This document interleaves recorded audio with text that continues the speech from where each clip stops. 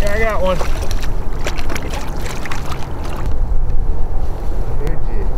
Yep. Okay. Hair jigs and Winter River smallmouth. Great combination. This is what they look like before they go in the water.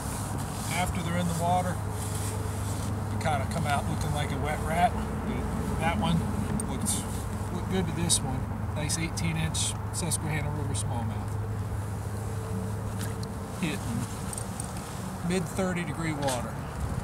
It's the middle of January, and out here in my garage, freezing my tail off, pouring some jig heads to make some hair jigs. Be out fishing this weekend, and I wanted to show you guys how to make some hair jigs, which is a great winter bait.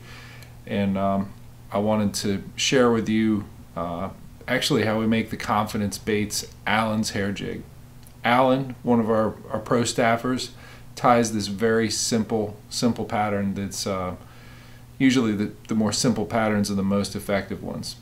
The Do-It mold that's the closest to the head that we use for our jig heads for Alan's hair jig is the tip-up jig. We actually use a smaller size than what's on here, but it's a very similar size.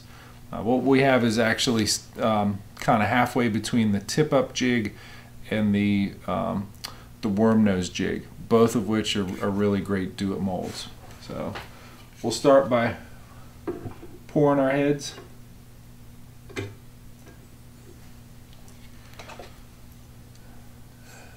That right there is an Owner 5318, very fine wire hook, which is great for fishing them in the winter. You know, as soon as those fish pick it up, they're hooked. Okay, I'm moving inside where it's a little bit warmer. Got a bunch of jig heads poured up with the this one's the worm nose weight, and I got the 3/32 ounce one and some of the 1/8.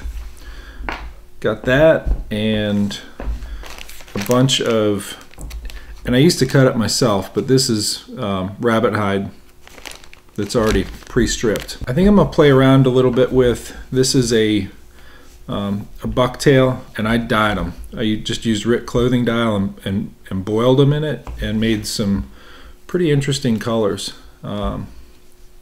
Rick clothing dye is a lot of fun to play around with, and I think, you know, the actual cooking it with that dye is what really gets that color to stay. And I got a little bit of fox here. This is a Arctic foxtail, so I'm going to play around a little bit with that.